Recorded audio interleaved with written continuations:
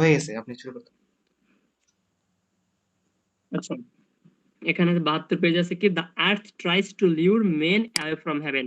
এখানে আর্থ বলতে the earth কি বলছে এখানে, the earth tries to lure men away from heaven, মানে এই পার্থিব যে ভোগবাদী জীবন এটা আমাদেরকে হেভেন থেকে, হেভেন বলতে এখানে গড থেকে, ঠিক আছে, মানে ঈশ্বরের সান্নিধ্য থেকে বা আল্লাহর সান্নিধ্য থেকে আমরা দূরে রাখে। মোট কথা, সাপোজ মনে করুন এই যে আমাকে বলা হলো যে আমি তোমাকে কি বলা হলো যে 1 কোটি টাকা দিব। তো আমি আমি যদি তোমাকে 1 কোটি টাকা দিই, তাহলে তুমি 10 দিন পর্যন্ত তুমি তোমার ধর্মের যে নিয়ম কানুন এগুলো মেনটেন করবে না। 95% লোক কিন্তু সেটা অ্যাকসেপ্ট করবে, মানে বর্তমান যে পরিস্থিতি আর কি। তো এখানে সেটা হচ্ছে আর্থ ট্রাইস টু লিউর মেন, এই পার্থিব ভোগবাদী জীবন মানুষকে প্রভাবিত করে অ্যাওয়ে ফ্রম হ্যাভেন, হ্যাভেন থেকে দূরে চলে যেতে, বা স্বর্গীয় কোনো দূতকে বা গড থেকে মোট কথা দূরে চলে যেতে। The earth by offering earthly pleasure and comforts, মানে যে পার্থিব জীবনের ভোগবাদী যে আনন্দ আছে, আরাম বা এই আরামায়েশ আছে, এগুলা টু মেন ট্রাইস টু লিউর হিম, তাকে মানে সাধারণত চ্যুত করতে চেষ্টা করে অ্যাওয়ে ফ্রম হ্যাভেন, গড থেকে। মোট কথা, আমাদের যে এই টাকা পয়সা ধন দৌলত এই সমস্ত কিছু আমাদেরকে গড থেকে দূরে নিয়ে যায়, সেটা কথা বলা হয়েছে। The earth which may be called as the nurse of men, এবং আর্থকে বলা হয়েছে কি, নার্স অফ মেন, মানে মানুষের সেবক বা সরি সেবক না, সেবিকা আর কি। Who may be described is foster child lavishes the love and affection to the mother upon the growing child, মানে একজন মা যেরকম করে তার বাচ্চাকে যত্ন করে লালন পালন করে, সেম আর তো আমাদেরকে একইভাবে লালন পালন করে গড় থেকে আমাদেরকে দূরে নিয়ে যায় আর কি। তো এখানে আর্টটাকে একটু মানে নেগেটিভলি বলা হয়েছে, যেরকম করে একজন মা তার সন্তানকে লালন পালন করে, সেম আমাদের এখানে আর্ট আমাদেরকে থাকতে দেয়, মানে এখানে তো আমরা পৃথিবীতেই থাকতে পারতেছি, তারপর হচ্ছে এখানে যা কিছু সব উপভোগ করতেছি, এবং এইটা কি করে আমাদেরকে গড় থেকে দূরে সরে, মানে আমাদেরকে দূরে সরিয়ে ফেলে। বলছে এরপরেরটা আছে, the child tries to imitate an action of the elders, মানে একজন বাচ্চা সে তো তার মানে বড়দের থেকে আস্তে আস্তে থেকে দেখে শিখে। যেমন আমরা তো আর একবারে কথা বলতে পারি না, আমরা প্রথমে আমার মা বাবার বা যাদের সাথে থাকি আমরা তাদেরকে কথা বলতে দেখি, তারপর আস্তে আস্তে কথা বলতে শিখি, বা অন্য যে কোনো কাজই হোক না কেন, সমস্ত কিছু কিন্তু আমরা আস্তে আস্তে থেকে দেখে শিখি। সেজন্য বলছে the child tries to imitate the action of the elders, the child is the best philosopher and seer blessed, এবং চাইল্ড কি হচ্ছে the best philosopher according to the poet, the child is the best philosopher and a seer blessed, মানে এই যে যে একজন শিশু সে আর একজন মানুষের চাইতে আরো বড় দার্শনিক, কোন ক্ষেত্রে, because he understands those spiritual truths, কারণ তার সাথে গডের একটা স্পিরিচুয়ালিটি, মানে তার মধ্যে গডের একটা সম্পর্ক থাকে। যেমন যারা ছোট বাচ্চা থেকে একেবারে ছোট 2-1 মাস বয়স, মানে তারা দেখবেন যে এমনিতে এমনিতে হাসতেছে। তো সাধারণত মনে করা হয় যে তাদের সাথে গডের কোনো কানেকশন আছে, বা তারা হয়তো এমন কিছু দেখতে পেয়েছে বা এমন কাউকে দেখতে পায় যে মানে যেটা দেখে সে হাসতেছে, ঠিক আছে, সে কিন্তু এমনিতে হাসে না, অবশ্যই কোনো না কোনো কারণ থাকে। আর ওই সময় সে কোনো প্রকার কোনো পাপ ভুল এই ধরনের কোনো কিছু দ্বারা মানে প্রভাবিত হয় না বা তাড়িত হয় না। সেজন্য বলা হয়েছে যে একজন শিশুর হাতে একজন শিশু হচ্ছে বেস্ট ফিলোসফার, যার সাথে করে গডের একটা অন্যতম সম্পর্ক থাকে। সে যত বড় হয় বা যত মেচিউরড হয়, আস্তে আস্তে গডের সাথে তার সম্পর্কটা ছেদ হয়ে যায় বা আস্তে আস্তে দূর হয়ে যায় মানে তার থেকে। একবার বলছে the child is also aware of the immortality, it is therefore the very strange that the child should lose sight of the spiritual heritage and try to anticipate the slavery of social convention। এরপর সে আস্তে আস্তে মানে যতটা বড় হয় আস্তে আস্তে সে সমাজের দাস হয়ে যায়, আর সমাজের দাস হয়ে যাওয়া বলতে সে গডকে আস্তে আস্তে ভুলে যায়। মানে যতটা দাস হয় সমাজে ততটা সে গডকে ভুলে যায়, যতটা সে পার্থিব জীবনের প্রতি অ্যাট্রাক্টেড হয়ে পড়ে ততটা সে গডের থেকে দূরে সরে যায়, সেই কথাটা এখানে বলা হয়েছে by desiring to grow up. এরপরে বলছে কি, the poet is thankful to the memories of childhood, এটা দরকার নাই। এরপরটা দেখুন, কম্পেনসেশন ফর দ্য লস্ট, মানে আমরা যেখানে লস গুলো দেখতে পেলাম যে একটা শিশু সে যতটা বড় হয় গড় থেকে আস্তে আস্তে দূরে সরে যায়, সুতরাং তার লজ হচ্ছে। তো লজ হবার জন্য সে আবার আসলে কি পায় বা তার ক্ষতিপূরণ হিসেবে মানে কতটুকু পায় সেটা বলা হচ্ছে। The poet thinks that his loss has been great, মানে সে অনেক কিছু হারিয়ে ফেলছে বা সে অনেক কিছু হারাইছে আর কি, but that his compensation has been even greater, কিন্তু তার ক্ষতিপূরণটাও কিন্তু একেবারে কম না, ঠিক আছে, সে যথেষ্ট ক্ষতিপূরণ পেয়েছে। সেটা কি, thus through he has thus though he has lost the vision of childhood he has gain inhumanity and maturity, মানে যদিও সে এই যে তার চাইল্ডহুড বা শৈশব স্মৃতি এগুলো সব হারিয়ে ফেলে, কিন্তু সে কিন্তু সেই সাথে এই যে যে কি বলে ওটাকে মানে ম্যাচিউরিটি, এটা কিন্তু আস্তে আস্তে শিখতে থাকে। এখানে মূলত বলা হয়েছে যে যদিও আমরা যখন আস্তে আস্তে বড় হই তখন আমাদের ছোট সময়ের যে আনন্দ উপভোগ করার একটা সক্ষমতা বা মোট কথা আমরা চাইল্ডিশ যে আনন্দ বা শিশু সুলভ যে আনন্দ, এটা আমরা হারাতে থাকি। বাট সেই সাথে আমরা কি পাই? আমাদের আস্তে, আস্তে আমাদের মধ্যে ম্যাচুরিটি আসে। আমাদের ভালো-মন্দ বোঝার একটা সক্ষমতা চলে আসে। সুতরাং এইটা হচ্ছে আমাদের ক্ষতিপূরণ। এরপরে বলছে, "In addition to this gain, he has developed a sympathy for the fellow man. He also feels sure that there is life beyond this life and that as he grows, he will develop a philosophical outlook." মানে এরপরে বলছে, এরপরে আবার অন্য একটা life আছে। মানে আমরা যখন মারা যাবো তখন তো অবশ্যই একটা লাইফ আছে। তখন কি বলছে? "And that as he grows, he will develop a philosophical outlook." এবং আমরা যতটা আস্তে, আস্তে বড় হই আরকি, আমরা যতটা ম্যাচিউর হই, আমাদের মধ্যে ম্যাচুরিটি চলে আসে। কিছু মানে দার্শনিক বা নৈতিকতা বা এই সমস্ত বোঝার কোনো ক্ষমতা চলে আসে আমাদের এখানে। এরপরে বলছে, "the poet appreciates nature now is different mood." মানে এখন কবি নেচারকে অন্যভাবে দেখতে পাচ্ছে। সেটা কি? "The poet appreciates nature in a different mood instead of the rapturous vision of childhood. His vision of nature now is marked by sobriety." মানে সে এখন বাচ্চা সুলভ ভাবে নেচারটাকে দেখে না, বরং সে এখন নেচারের ডিপ মিনিং বা যে মানে মোট কথা তার যে একটা সংযম বা তার মধ্যে যে ম্যাচুরিটি চলে আসছে, ম্যাচুরিটির আয়নায় সে এখন এই নেচারকে দেখতে পায়। মানে যখন আমরা ছোট থাকি তখন আমরা একটা ফুল দেখে হয়তো ওই ফুলটা ছিঁড়তে চাই। বাট যখন আমরা আমাদের মধ্যে ম্যাচুরিটি চলে আসে তখন মনে হয় যে না, এই ফুলটা তো মানে এখনো ছেঁড়া উচিত না, বা আমাদের মানে এটা আমাদের এখানে মূলত বলা হয়েছে যে যদি আমরা ফুলটা ছিঁড়ি তাহলে ওটা নষ্ট হয়ে যাবে। বাট ওটা গাছ থাকতে অনেক সুন্দর লাগে কিন্তু। বা আমরা যদি কেউ বাচ্চা ছিঁড়তেছে আমরা তাদেরকে নিষেধ করি যে ওটা মানে ছিঁড়ো না। বরঞ্চ ওটা ওখানেই থাকুক। ঠিক আছে?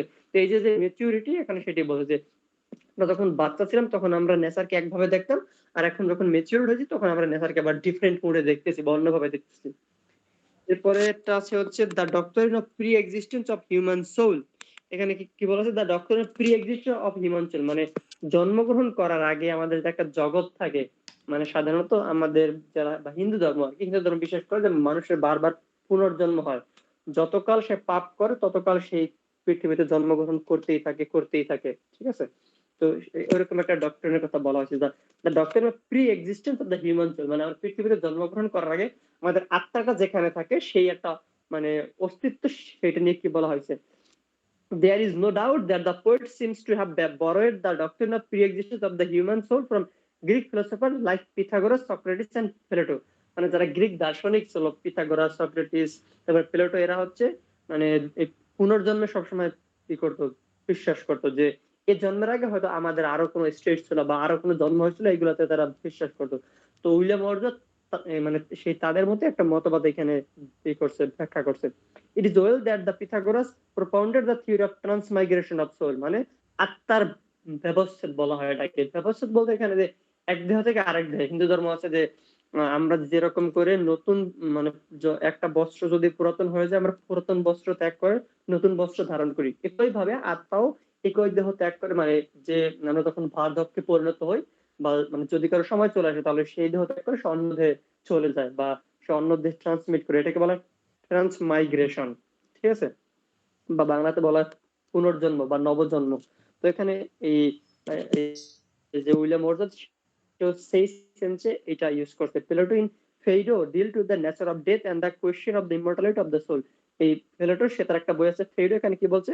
মানে মানুষ কিভাবে মারা যায় বা তার সোলটা কিভাবে তারপরে মারা যাবার পরে জীবিত থাকে সেইগুলো নিয়ে হয়তো ওইখানে কোনো কথাবার্তা আছে। Socrates is also supported to have believed in the doctrine of pre existence of soul. এবং সক্রেটিস সেই কথাই মানে করছিল, বিশ্বাস করছিল। মোট কথা এখানে বলা হয়েছে যে গ্রিক যারা দার্শনিক ছিল যেমন প্লেটো, সক্রেটিস, পিথাগোরাস, এরা বিশ্বাস করতো যে আত্মা এক দেহ থেকে আরেক দেহে রূপান্তরিত হয়। মানে যখন যে লোকটা মারা যায়, মানে কারো বডি নষ্ট হয়ে যায় বা বডি মারা যায়, বাট আত্মাটা কখনো মারা যায় না, সে এক দেহ থেকে আরেক দেহে রূপান্তরিত হয়। এগুলো বিশ্বাস করতো পিথাগোরাস, সক্রেটিস, প্লেটো। সেম কথাটা এখন উইলিয়াম ওয়ার্ডসওয়ার্থ মানে তাদের থেকে নিয়ে বা তাদের থেকে ধার করে সে এই কবিতায় উল্লেখ করছে যে আমরা মারা যাবার আগেও সরি আমাদের এই যে মানে এই পৃথিবীতে জন্মগ্রহণ করার আগেও আমাদের আরো একটা স্টেট থাকে। ঠিক আছে? সেটাকে বলা হয়েছে the doctrine of the pre existence of human soul. এরপর বলা হয়েছে the meaning of the doctrine. Just a minute Suman ভাইয়া।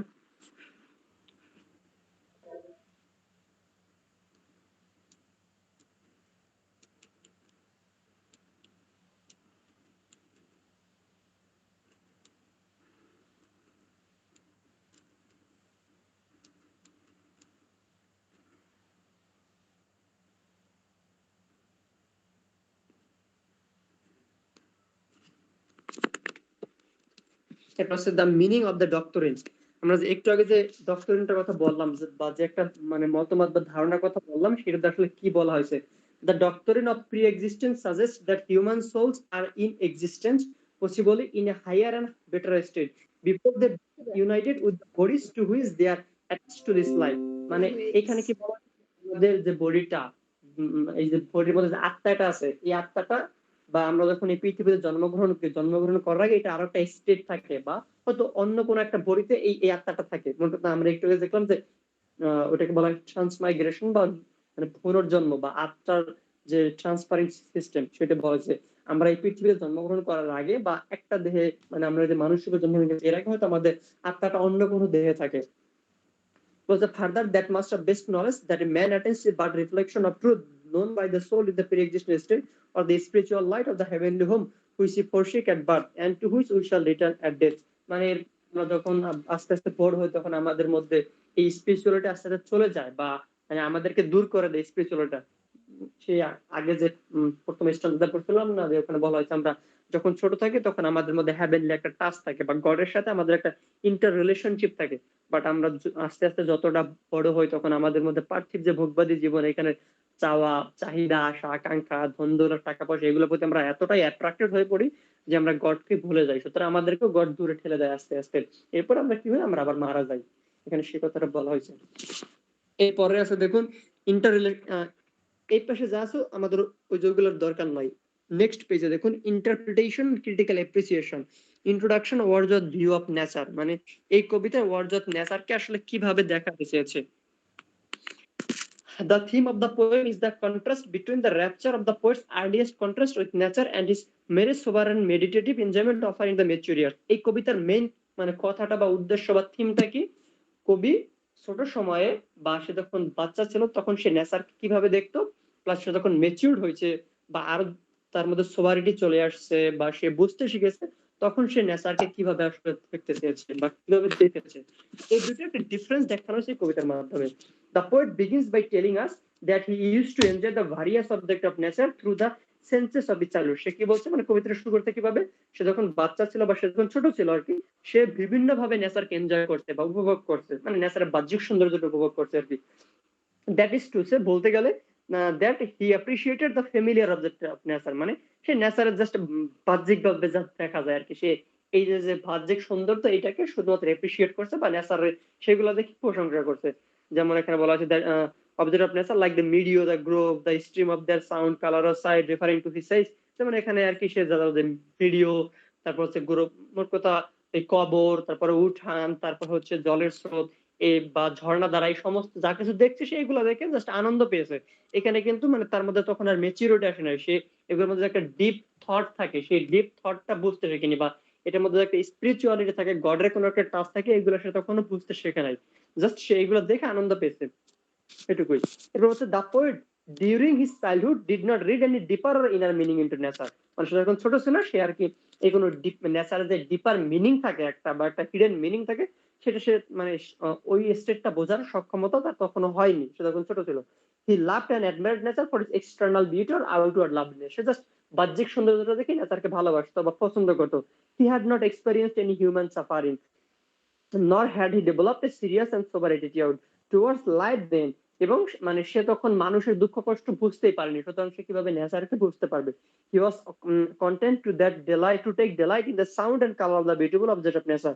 মানে সে জাস্ট সুন্দর সুন্দর দৃশ্য সুন্দর সুন্দর সাউন্ড যেমন জলের শব্দ হয় বা যদি পাখির শব্দ হয় বাতাসের শব্দ হয় তারপরে এই বন জঙ্গলে যদি ওখান দিয়ে ঝড় বইছে যেরকম শব্দ হয় মোট কথা এই শব্দগুলো শুনে বা নেচারের সিম্বল দেখে দেখে সে জাস্ট তার বাচ্চা বয়সে আনন্দ পেয়েছে।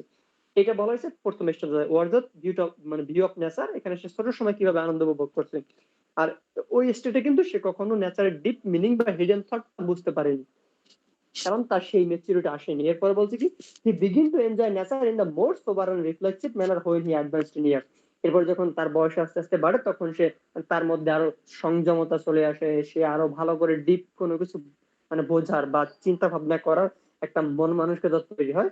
এই স্টেজে এসে সে কি করে, the poet began to enjoy nature in a more sober and reflective manner as he advanced in years. মানে যেহেতু সে বড় হয়েছে, সুতরাং এখন সে এই যে নেচারটাকে আরো গভীরভাবে ভাবতে পারে, নেচারকে নিয়ে আরো গভীরভাবে সে ভাবতে পারে, বা সেই মানে সে যে একটা টেন্ডেন্সি বা সে যে একটা এবিলিটি, সেটা এখন তার মধ্যে আছে, কারণ সে এখন ম্যাচিউর হয়েছে বা তার মধ্যে ম্যাচুরিটি চলে আসছে। Instead of appreciating nature sensuously, he began to read a moral and spiritual meaning into nature.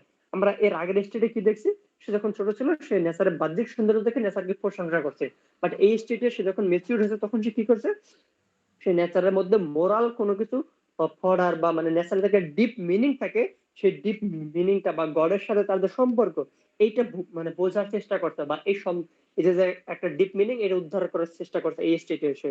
That is to say he felt that nature has a message for him.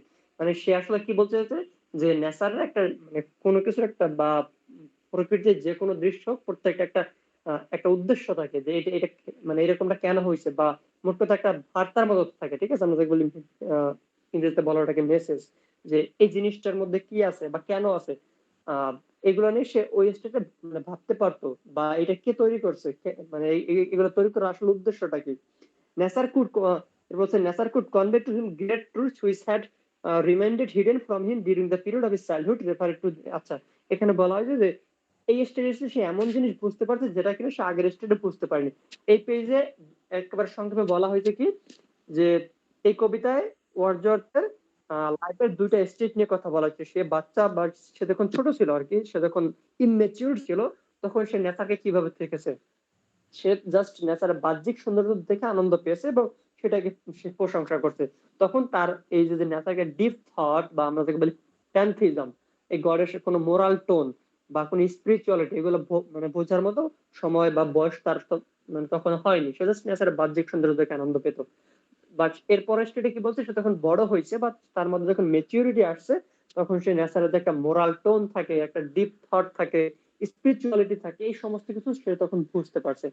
এই দুটো ডিফারেন্সের কথা বলা হয়েছে ফার্স্ট পেজে। এর পরের পেজে দেখুন 76 নম্বর।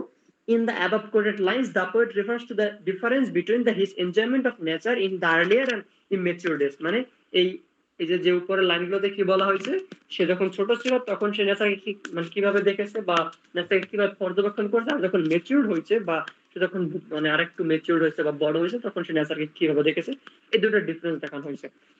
He suggests that in his manhood he goes to nature in a different mood. সে কি বলছে, যখন সে ছোট ছিল তখন সে নেচারকে অন্যভাবে দেখতো। His appreciation of nature is more sober, refined and restrained. এবং মানে যখন আর কি সে আরেকটু বড় হয়েছে, তখন সে আরো গভীরভাবে, আরো ডিপলি এবং আরো পরিশুদ্ধভাবে সে নেচারকে এখন মানে বুঝতে শিখেছে আর কি। He has been pondering over the fact that man is mortal and thus the setting sun reminds him of the mortality of man. মানে সেখানে কি বলছে, যে মানুষ হচ্ছে মরণশীল, এবং সেটিং সান দ্বারা তার সেই মরণশীলতা বোঝানো হয়। যে আমরা দেখি সকালে সূর্যের বেশ উত্তাপ থাকে, খুব উত্তাপ থাকে, এরপর আস্তে আস্তে সে যখন পশ্চিম থেকে হেলে যায়, এরপর সে যখন মানে অস্তমিত হবে আউজল, মানে মাথার যখন এই পাশে চলে আসে, তখন কিন্তু তার তেজ আস্তে আস্তে কমতে থাকে। আমাদের এই হিউম্যান লাইফটা হচ্ছে ওই রকম, যে আমরা যখন ছোট থাকি তখন আমাদের মধ্যে স্পিরিচুয়ালিটি থাকে, বাট যখন আমরা আস্তে আস্তে ম্যাচিউর হই আর বড় হই, আমাদের স্পিরিচুয়ালিটি কমে যায়। সেম কথাটা সে এই সূর্যের সাথে একটা তুলনার মাধ্যমে মানে ইন্ডিকেট করা হয়েছে, যে যখন সূর্য ওঠে তখন তার বেশ আভা থাকে, আমরা যখন ছোট থাকি আমাদের মধ্যে তখন ওইরকম স্পিরিচুয়ালিটি থাকে বা গডের মধ্যে মানে গডের সাথে একটা সম্পর্ক থাকে। তো সূর্য যখন আস্তে আস্তে মানে পশ্চিম আকাশে হেলে যায় বা শেষমেশ যখন সে অস্তমিত যায়, তার আগে কিন্তু তার তেমন কোনো তেজ থাকে না। তো আমরা যখন আস্তে আস্তে মানে বড় হই বা ম্যাচিউর হই, আমাদের মধ্যে ওরকম স্পিরিচুয়ালিটি কমে যায়, থাকে না আর মোট কথা। মানে ওই স্টেজে এসে সে আসলে বুঝতে পারছে যে এই হিউম্যান লাইফ আর নেচারের মধ্যে সম্পর্কটা কিরকম আসলে, বা আমাদের মানে আগে সে যা বাহ্যিক সৌন্দর্য দেখে আনন্দ পেত, আর এখন সে ডিপ মানে আরেকটু ডিপলি ভাবতে পারে, এবং সে ওখান থেকে যে মোরাল টোন বা নৈতিক শিক্ষা, সে শিক্ষাটা নেবার সক্ষমতা হয়েছে, এটা বলা হয়েছে এখানে। এরপরে বলছে a little further in the same stanza, 11 he says that he can perceive something nobler and the wiser even in the humble and commonplace object of nature. মানে যে এখানে সে বলছে যে এখন সে নেচারের মধ্যে যে হাম্বল বা মানে গ্রাম্য কোনো কিছু বা শান্ত কোমল এরকম কোনো কিছু সে বুঝতে পারে। বলছে it's central idea and its lack of universal appeal. মানে এখানে এই কবিতাটার সেন্ট্রাল আইডিয়াটা কি, the poem contains a metaphysical doctrine that the theory that the memories of our childhood inform us of a life before birth and therefore the immortality of soul. মানে এখানে মূলত কবি বোঝাতে চেয়েছে একটা মেটাফরিক্যাল সরি একটা মেটাফিজিক্যাল ডক্টরিন বা তত্ত্বের মাধ্যমে। এখানে মেটাফিজিক্যাল বলতে কি বোঝানো হয়েছে? মেটাফিজিক্যাল হচ্ছে আমরা যেগুলা সাধারণত কোনো ল বা সায়েন্স দিয়ে এক্সপ্রেস করতে পারি না, এগুলোকে বলা হয় মেটাফিজিক্যাল। মানে এখানে সব অ্যাবস্ট্রাক্ট জিনিস নিয়ে আলাপ আলোচনা করা হয়। লাভ, ফেইথ, জয়, হ্যাপিনেস, মানে এই ধরনের জিনিস নিয়ে আলাপ আলোচনা করা। থার্ড ইয়ারে যখন উঠবেন তখন এটার ভালো আমাদের ফার্স্ট ইয়ার ছিল হচ্ছে কি কবিতাটা, গুডমোর কবিতা। দেখবেন ওইখানে কিন্তু মানে পিওর লাভ বা প্লাটোনিক লাভ নিয়ে কথা বলা হয়েছে। আমরা তো লাভ দেখতে পারি না, কারণ ওটা হচ্ছে অ্যাবস্ট্রাক্ট। তো এই যে মানে মেটাফিজিক্যাল যারা কবি তারা সবসময় এরকম অ্যাবস্ট্রাক্ট যে থিওরি বা নেচার অফ দ্য ইউনিভার্স বা সোল, এই সমস্ত জিনিস নিয়ে কবিতা লিখতো, সাধারণত যেগুলো দেখা যায় না। তো এইখানে সেটা বলছে যে কবি সেই মানে সে যেটা বলতেছে সেটা এরকম একটা মেটাফিজিক্যাল তত্ত্বের মাধ্যমে বোঝাতে চেয়েছে। কি বলছে? The theory that the memories of our childhood inform us, মানে আমাদের ছোট সময় শৈশব আমাদেরকে ইনফর্ম করে বা আমাদেরকে ব্যক্ত করে কি সম্পর্কে? Of A life before birth, মানে জন্মের পূর্বে যে একটা লাইফ ছিল। মূলত কবি এখানে বলতে চেয়েছে আমরা যে পুনর্জন্ম হচ্ছে, সাধারণত হিন্দুরা এইটাতে বিশ্বাস করে যে কোন মানুষ মানে আমাদের মধ্যে যে এখন যে সোলটা আছে, আমরা যখন মারা যাবো সোলটা অন্য দেহে রূপান্তরিত হবে বা অন্য দেহে প্রতিস্থাপিত হবে। রূপান্তরিত বলতে প্রতিস্থাপিত হবে, মানে আত্মার কখনো মৃত্যু হয় না। আত্মা হচ্ছে অমর, বাট আমাদের সোলটা সরি সোল না, আমাদের বডিটা হচ্ছে মানে এটা যে কোনো সময় ধ্বংস হয়ে যেতে পারে। মানে হিন্দুরা এরকমটা বিশ্বাস করে যে যদি কেউ ভালো কাজ করে তাহলে তারপরে আর তার কোনো পুনর্জন্ম হবে না, কিন্তু যদি কেউ কোনো খারাপ কাজ করে তাহলে হচ্ছে তার এইরকম মানে যতবার সে খারাপ কাজ করবে তার সোলটা এরকম আস্তে আস্তে ট্রান্সফার হতে থাকবে। ঠিক আছে, তো হিন্দুরা হচ্ছে এটাতে বিশ্বাস করে। তো এখানে সেই কথাটাই বলা হয়েছে যে কবি বলছে যে আমরা যখন ছোট থাকি, আমরা চাইল্ডহুড ডেসে আমরা যখন জন্মগ্রহণ করি, এর আগে আমাদের একটা একটা লাইফ থাকে, ঠিক আছে, বা একটা বার্থ থাকে, and therefore of the immortality of the soul. সুতরাং আমরা এখান থেকে বুঝতে পারি যে সোলটা হচ্ছে ইমর্টাল। কারণ আমাদের যেহেতু মানে এই পৃথিবীতে জন্মগ্রহণ করার আগে আমরা যে স্টেটে ছিলাম সেই স্টেটটা যেহেতু ধ্বংস হয়ে গেছে নাই, সুতরাং সেই সাথে তো সোলটারও ধ্বংস হয়ে যাওয়ার কথা, বাট সোলটা তো হয় নাই, কারণ আমরা এখনো জীবিত আছি। তার মানে সোলটা হচ্ছে ইমর্টাল বা সোলটা হচ্ছে মানে এটা মানে মরণশীল নয় আর কি। ঠিক আছে, চিরস্থায়ী একটা জিনিস। The truth of the doctrine can not be verified by us from our experiences. The poem lacks the universal appeal which is necessary for its enjoyment by the average reader. It may be mentioned, however, that Wordsworth himself does not assert doctrine of reminiscence to be true. He took hold of his at the having sufficient foundation in humanity and therefore worthy of the being used as a poet. মানে এখানে universal তেমন কোনো appeal নেই, সেটার কথা বলা হয়েছে। এরপরে বলছে the realisation of the child, মানে এখানে শিশুকে দ্বারা আমরা কি বুঝতে পারি? The real idealisation of the child, though defensible on the ground of the purity and innocence of childhood, it is not justified on the ground of the spirituality or prophetic quality. To address the child as a mighty prophet, seer, blessed, best philosopher is too much. Coleridge also criticizes the poem on his account. The address to childhood, though full of sincerity and feeling, has no reality about it. মানে এখানে আসলে আমরা শিশুদের দ্বারা কোনো কিছু বলতে চাই না। এখানে যে মানে শিশুদের ব্যবহার করা হয়েছে বা তাদের ক্ষেত্রে যা বলা হয়েছে এগুলো সম্পূর্ণ বাড়িয়ে বাড়িয়ে বলা হয়েছে। এরপর অবশ্য সেটা সমালোচনা আছে। এরপর একটা দরকার নিচে দেখুন যে অটোবায়োগ্রাফিক্যাল এলিমেন্ট, মানে এখানে কোন কোন অটোবায়োগ্রাফিক্যাল এলিমেন্টটা পাই? The poem is mainly autobiographical and reminiscent of the poet's past life, মানে কবির শৈশব জীবন নিয়ে আমরা এখানে একটা ধারণা পাই। The radiance and glory of nature which he declares as having seen in his childhood, যেটা কিনা এই শৈশবে অতিক্রান্ত করছে সময়টা বা যেটা এনজয় করছে, or a part of his own personal experiences while he was felt the unreality of the outward object to which he refers. We have his own statement in support of this. আচ্ছা, এখানে কবি ছোট সময় যেরকম life lead করছে তারই একটা example স্বরূপ মানে এগুলো বলছে বা এগুলো বর্ণনা করছে। এ বলছে লিরিক্যাল এলিমেন্ট, এখানে আমরা কোন কোন lyrical element pi? Although the ode contains a metaphysical doctrine, yet there is in a deep and sincere personal emotion which gives it a lyrical character. মানে এখানে আমরা একটা ছন্দ পাই। ঠিক আছে, এরপরে বলছে the first four stanzas in which the poet expresses his sense of loss and the last two stanzas where he refers to the compensation which makes him happy and intensely emotional possess a musical quality. মানে এখানে আমরা প্রথম দুইটা স্ট্যান্জা কি দেখতে পাই যে বা প্রথম স্ট্যান্জাগুলো দেখতে পাই যে কবি যা লজ হয়েছে সেটা নিয়ে দুঃখ প্রকাশ করতেছে। এরপরে আবার সে যে লজের একটা ক্ষতি পুরানো পেয়েছে, মানে সে মানে তার মধ্যে আস্তে আস্তে ম্যাচুরিটি আসছে। সুতরাং এইগুলো মিলে একটা ইমোশনাল স্টেট তৈরি হয়েছে এবং সেই সাথে এখানে মানে একটা সুরের মতো বা মানে একটা মিউজিকের মতো ইফেক্ট তৈরি হয়েছে। Thus the ode became a happy blending of thought and emotion. সুতরাং এই ওডটার মধ্যে কি আমাদের থট এবং ইমোশন মানে আবেগ আর অনুভূতির একটা সংমিশ্রণ আছে। of doctrine and poetry and the meditation of কি বলছে meditation of melody, মানে এখানে একটা সুরও আছে আর কি। metaphysical poetry reaches its height here because of its singing quality and the lyric intensity, এবং এখানে যেহেতু সুর আছে বা সিঙ্গিং একটা কোয়ালিটি আছে মানে একটা গানের মতো করে গাওয়া যায়।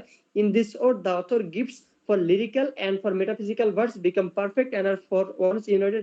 আচ্ছা, এই স্ট্যান্ডে বলা হয়েছে যে আমরা কি এখানে কোনো সুর পাই নাকি? অবশ্যই একটা সুর পাই, কারণ কবি প্রথম কবিতা স্ট্যান্ডা বলছে যে লস নিয়ে, যে সে যখন বড় হয় আস্তে বা সে যখন ছোট থাকে তার মধ্যে স্পিরিচুয়ালিটি থাকে, বাট সে যখন ম্যাচিউর হয় স্পিরিচুয়ালিটি চলে যায় বা লজ হয়, এটা হচ্ছে লজ। বাট বলছে কি সে শুধুমাত্র লজই হয় এরকম না, বলছে সে কিছু কম্পেনসেশনও পায় বা ক্ষতিপূরণ পায়। ক্ষতিপূরণ গুলো কি, সে যখন বড় হয় তার মধ্যে ম্যাচিউরিটি আসে, সে নেচারকে আরো ডিপলি ভাবার একটা সক্ষমতা চলে আসে। তো এইগুলো মিলে একটা মানে আমাদের যে অনুভূতি বা চিন্তা ভাবনা এগুলো একটা সংমিশ্রণ তৈরি হয়েছে, ঠিক আছে? তো সেজন্য এখানে একটা লিরিক্যাল ইফেক্ট তৈরি হয়েছে, এটাই এখানে বলা হয়েছে। যেমন দেখুন এছাড়া এই কবিতার ছন্দ আছে, এই চারটা লাইন উল্লেখ করা আছে। It is now as it had been of yore turn whereso I may by night or day. দেখুন may day the things which I have seen I can now see no more. দেখুন প্রথমটা কি আছে your, লাস্টের line আছে মোর, তারপর আছে মে, তারপরে তারপরে কি আছে A B B A B B একটা ছন্দ আছে কিন্তু, ঠিক আছে? আর আর এখানে ছন্দ থেকে সুর তৈরি হয়, তো সেজন্য বলতে এখানে লিরিক্যাল এলিমেন্ট আমরা পাই। এরপর আছে এ মোরাল ভিউ। এই কবিতাটা দ্বারা আসলে কবি কি বোঝাতে চেয়েছে? A moral view has been expressed in the ode the poet refers to human suffering. মানে এখানে কবি মানুষের দুঃখটাকে বোঝাতে চেয়েছে, which he has witnessed and the sympathy which he feels for the fellow human being. মানে আমরা যে সেই স্পিরিচুয়ালিটি আস্তে এই গড থেকে দূরে সরে যায়, সেই জন্য সে একটু দুঃখ প্রকাশ করছে। তো সেটা হচ্ছে এখানকার মানে মোরাল টোন, যে কবি কি বোঝাতে চেয়েছে, আমরা যতটা বড় হই আমরা গড থেকে দূরে সরে যাই। এরপরে আর কি হ্যাঁ, এর পরের পেজটাই 78 নম্বর পেজটা একটু দেখুন সঙ্গে, এখানে একটা ইম্পর্টেন্ট ই আছে, ডিফিক্টস অফ দ্য পোয়েম। মানে এই কবিতার ভুল ত্রুটি গুলো কি কি, ওয়েট করুন।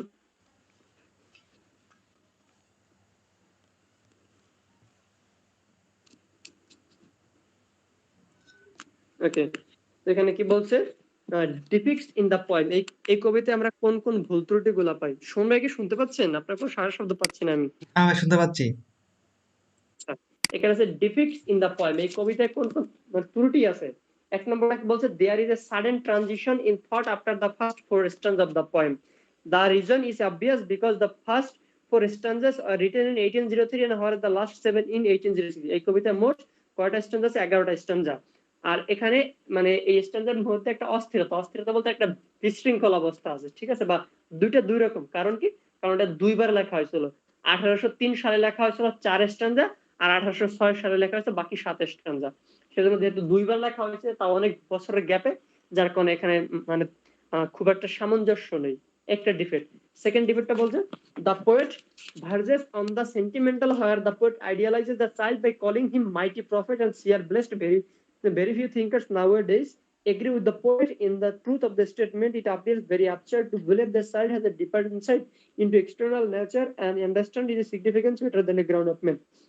এখানে বলা হয়েছে কবি একজন যে মানে একজন শিশু বা বাচ্চাকে বলছে মাইটি প্রফেট, মানে একজন বাচ্চাকে নবীর সাথে তুলনা করছে বা একজন ফেরেশতার সাথে তুলনা করছে। ওকে, একজন ফেরেশতার সাথে তুলনা করছে, ঠিক আছে?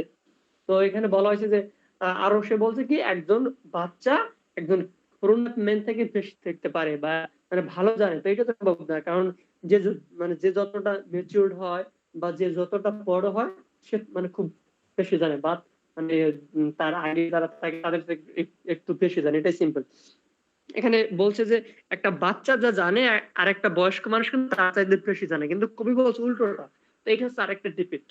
এরপরে বলছে the poem dwells into too long on the idea of pre-existence, the facts mark the unity of thought। মানে এখানে একেবারে আমাদের পুনর্জন্ম বা প্রি এক্সিস্টেন্স মানে পূর্বের যে অস্তিত্ব এটা নিয়ে বলা হয়েছে। মানে এখানে বর্তমান নিয়ে তেমন কোনো কিছু মানে ইন্ডিকেট করা হয়নি।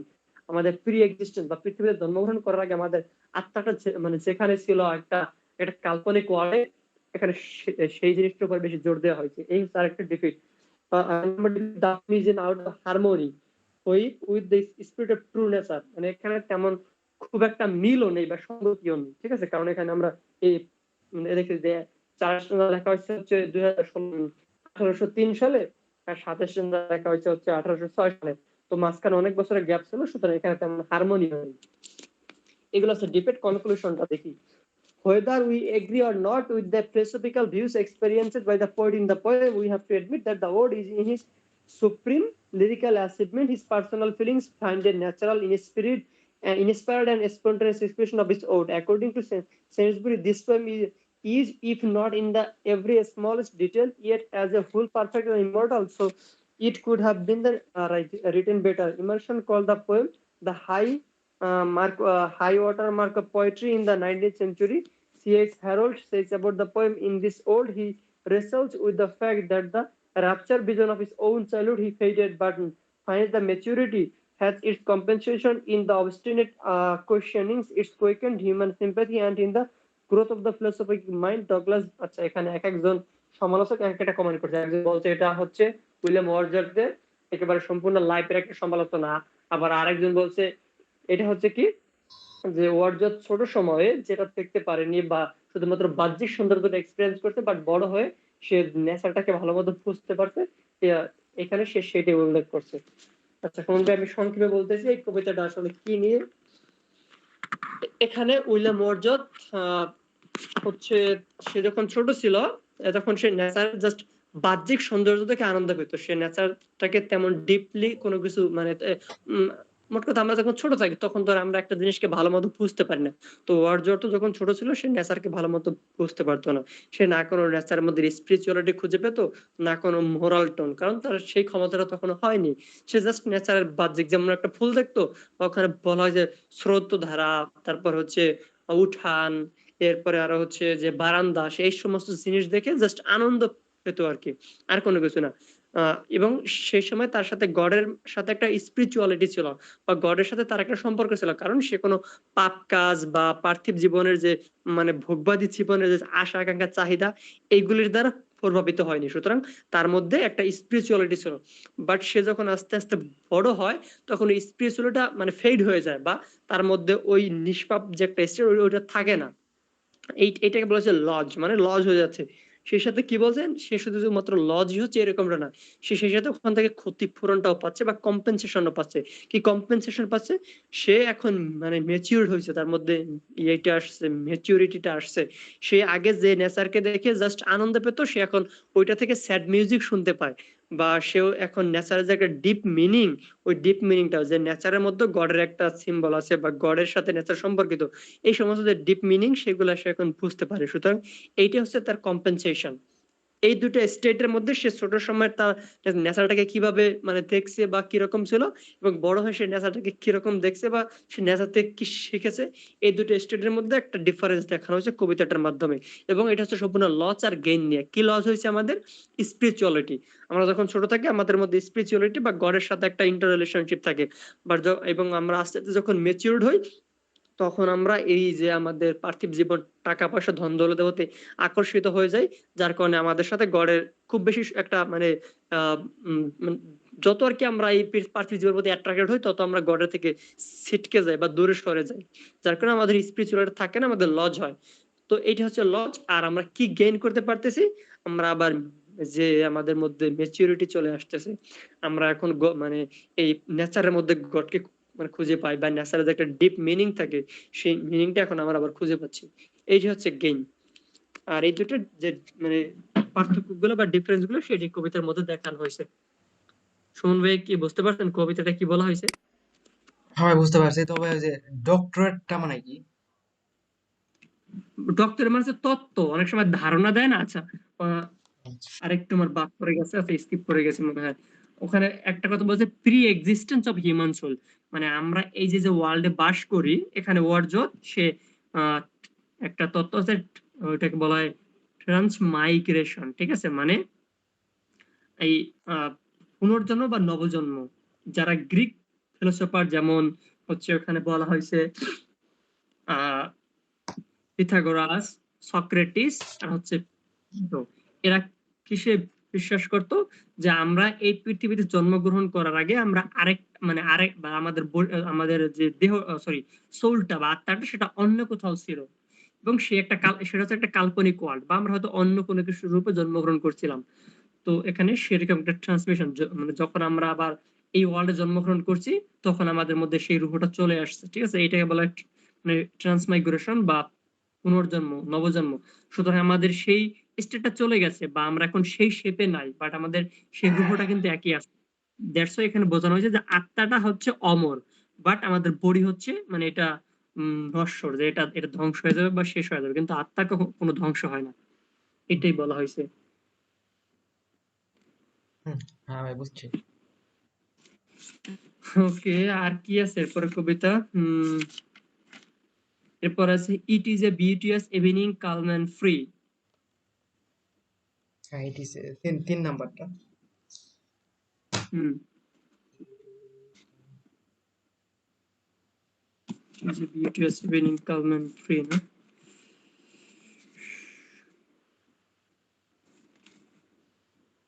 ওকে, এখানে কি আছে দেখুন।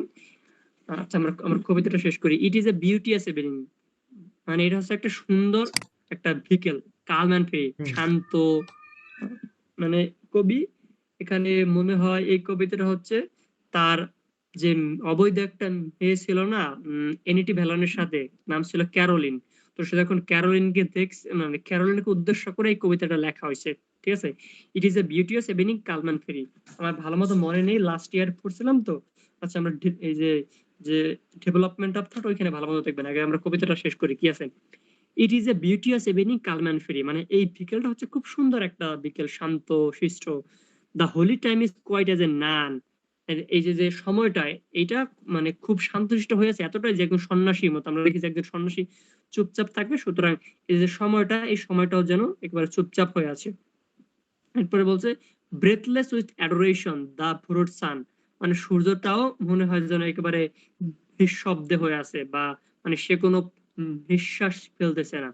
In sinking is sinking down in the tranquillity, এবং এটা একেবারে প্রশান্তিতে যেন আস্তে আস্তে ডুবে যাচ্ছে। মানে এখানে কবি সে এই এই যে চারপাশে একটা নীরব বা শুনশান অবস্থা সেইটার কথা উল্লেখ করছে বা বর্ণনা করছে। The gentleness of heaven broods over the sea, এবং এই যে আকাশের যে কোমলতা, এটা মানে সমুদ্রের উপর থেকে দেখা যাচ্ছে, মানে সমুদ্রের উপর থেকে আকাশটা যে একেবারে শান্ত, মনে হয় তো ওখানে কোনো মেঘ টেক ছিল না, জাস্ট পরিষ্কার একটা আকাশ ছিল, সেই জন্য বলা হয়েছে gentleness of the heaven. Listen, শোনো, the mighty being in awake and doth with the his eternal motion make a sound like thunder everlastingly dear child dear girl that walkest with me here. এখানে dear child dear girl দ্বারা কে বোঝানো হয়েছে war জগতের মেয়েকে, সেই মানে ক্যারোলিনকে indicate করেছে, যে ওহে বাচ্চা, ওহে শিশু, বা ওহে বালিকা, দ্যাট ওয়াকেস উইথ মি, মানে যে কিনা আমার সাথে হাঁটতেছে। If thou appear untouched by solemn thought thy nature is not therefore less divine. এখানে বলছে ইফ দাও, যদি তুমি অ্যাপিয়ার আসো আনটাচড বাই সোলেম থট, মানে এখানে নেচারের সংস্পর্শে আসো, এরকম বলা হয়েছে thy nature is not therefore less divine, তাহলে মানে তোমার নেচারটাও খুব বেশি একেবারে মানে খুব বেশি বলতে এখানে বলা হয়েছে কি দ্যাটফর লেস ডিভাইন, মানে খুব কম যে স্বর্গীয়, একেবারে সেরকম মানে স্বর্গীয়টা নয় আর কি। Thou liest in Abraham bosom in all year, এখানে আব্রাহাম বজম দ্বারা বোঝানো হয়েছে একটা পবিত্র কোন একটা স্টেট বা পবিত্র কোন একটা কোল, ঠিক আছে। আমরা যে সাধারণত আব্রাহাম স্টেট দিয়ে ইনার শিরিন বোঝানো হয়েছে। And worship of the temple inner shrine God উইং with thee when I was no not. আচ্ছা, আমরা ক্রিটিক্যাল অ্যাপ্রিসিয়েশনটা দেখি কি বলা হয়েছে মূলত। ওইটা, এটা মনে হয় সামারি আমার কাছে আছে, আমি সামারিটা দিচ্ছি, ভালো হবে না বুঝতে। It is a beautiful evening calm and free ইন্ডিয়ার।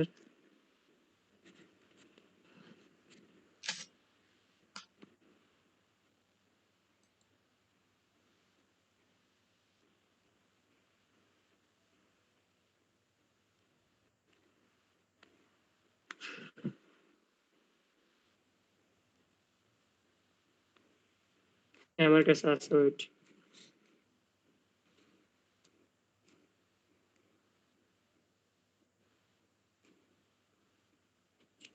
দেখুন শুনবে, আমি একটা লেখা দিয়েছি, এটা পড়লে আর একটু ভালো মতো বুঝতে পারবেন কবিতাটা হচ্ছে। দেখুন কি আছে, actually it is an autobiographical poem of William Wordsworth. এটা হচ্ছে তার কি একটা অটোবায়োগ্রাফিক্যাল পোয়েম, অর্থাৎ নিঃসম্পর্ক একটা কবিতা। It does exactly what its title implies, it describes a beautiful evening scene. এখানে কি বলা হয়েছে, একটা সুন্দর বিকেল নিয়ে কথা বলা হয়েছে। The sonnet gives a picture of a beautiful calm sunset. এবং এই সনেট, এটা হচ্ছে একটা সনেট। দেখুন এটাকে সনেটটা কি, 14 লাইন কি আছে? ভাই এখনো তো আসে নাই। 1 2 5 6 7 8 9 10 11 12 13 14 শুন যায় নাই? না ভাই আসে নাই তো, এই যে পাই আপনি নাই। আপনি সরি সরি, আচ্ছা আমি আরেকটা গ্রুপে দিয়ে দিছি বলে, সরি। ও আচ্ছা আচ্ছা। আরেক গ্রুপে দিয়ে দিছি বলে। হ্যাঁ, দেখুন। হ্যাঁ ভাই, এবার এবার আসছে ভাই।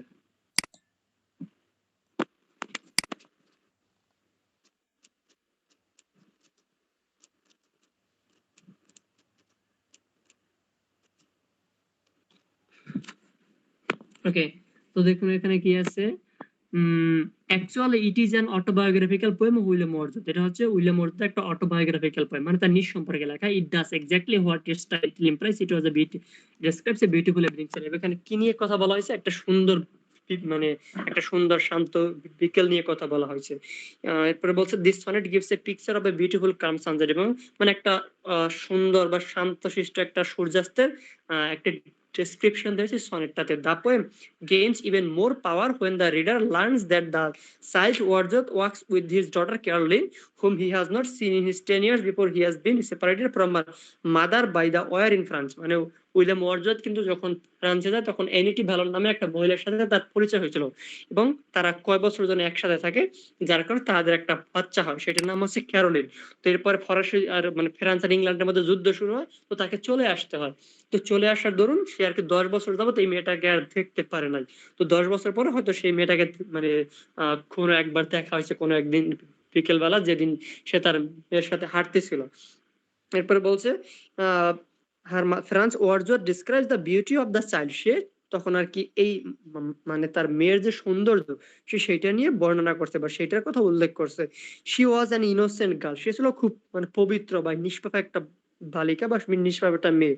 The child innocence is inspirational even though she is not actively considering the power of the nature that surrounds them.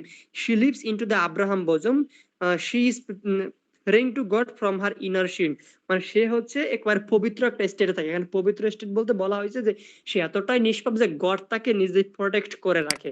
ঠিক আছে, এবং গডের সেই কোলটাকে বলা হচ্ছে আব্রাহাম যে বজম। আব্রাহাম দ্বারা বুঝে আপনার মনে হয় যাকে বলেন ইব্রাহিম। ঠিক আছে, মোট কথা এখানে এখানে গডলি একটা স্টেট বলা হয়েছে যে গড নিজেটাকে প্রোটেক্ট করে রাখতে, সে এতটাই পবিত্র যে গড নিজে তাকে সাধারণত তার এটা করতেছে, রক্ষণাবেক্ষণ করতেছে, বা তাকে সমস্ত হার্ম থেকে, সমস্ত যে ঝামেলা ঝুট ঝামেলা বিপদ থেকে তাকে রক্ষা করে রাখতেছে। She is praying to God from her inner shrine. এবং সে সেই পবিত্র স্থানে থেকে গডকে সে মানে গডের প্রশংসা করতেছে বা তার প্রার্থনা করতেছে। Here her innocence is compare to the god. এবং তার এই পবিত্রতা কার সাথে তুলনা করা হয়েছে, গডের পবিত্রতার সাথে কম্পেয়ার করা হয়েছে। Thus he came to the conclusion that nature towards akin to the divine was lost when man grew. তো এখানে কবি আসলে কি বোঝাচ্ছে, মানে সে আসলে কি বোঝাতে চেয়েছে, কি বলছে, that nature towards akin to the divine, মানে এই নেচারটা হচ্ছে স্বর্গের সাথে সম্পর্কিত। Was lost when man grew older, মানে যখন মানুষ আস্তে আস্তে বড় হয়, মানে ওয়ার্ডসওয়ার্থ এখানে তার সমস্ত কবিতার মধ্যে একটা জিনিসই বলতেছে, মানুষের সাথে নেচারের সম্পর্কটা আসলে কি। এর আগের কবিতাও যে কথাটা বলা হয়েছে এটাও সেটাই বলা হয়েছে যে এই যে মানে তার বাচ্চাকে উল্লেখ করে কথা বলা হয়েছে যে সে এতটাই সুন্দর, এতটাই পবিত্র যে গড তাকে নিজে প্রোটেক্ট করে রাখতেছে। বাট এখন উইলিয়াম ওয়ার্ডসওয়ার্থ সে তো যথেষ্ট ম্যাচিউরড, তো এখন তার মধ্যে সেই স্পিরিচুয়ালিটি নেই বা তার মধ্যে সেই ইনোসেন্সটা নেই। তো এই দুটো স্টেট মানে তার সাথে তার মেয়ের যে ডিফারেন্সটা সেটা এখানে উল্লেখ করা হয়েছে যে সে মানে তার মেয়ে এখন ছোট আছে, সুতরাং তার মধ্যে স্পিরিচুয়ালিটি আছে। বাট এরপরে সে যখন আস্তে আস্তে হবে, ম্যাচিউরড হবে, উইলিয়াম ওয়ার্ডসওয়ার্থের মতো হবে, তার থেকে আস্তে আস্তে স্পেশালটা কমে যাবে বা কেটে যাবে। মানে আমরা এর আগে পর্যন্ত যেটা বলছি লজ হওয়া, ঠিক আছে, সেই কথাটা এখানে সেম বলা হয়েছে। একটু কি বুঝতে পারছেন শোন ভাই এখানে কি বলা হয়েছে আসলে? হ্যাঁ ভাই বুঝতে পারছি একটু। আচ্ছা, তো আমরা আগামীকালকে এখান থেকে যে ক্রিটিক্যাল অ্যাপ্রিসিয়েশন আছে আমরা ক্রিটিক্যাল অ্যাপ্রিসিয়েশন করবেন, ওকে? ওকে। তাহলে হয়তো আরো ভালো বুঝতে পারবো। আচ্ছা, আজকে এই পর্যন্ত থাকো, আমরা নেক্সট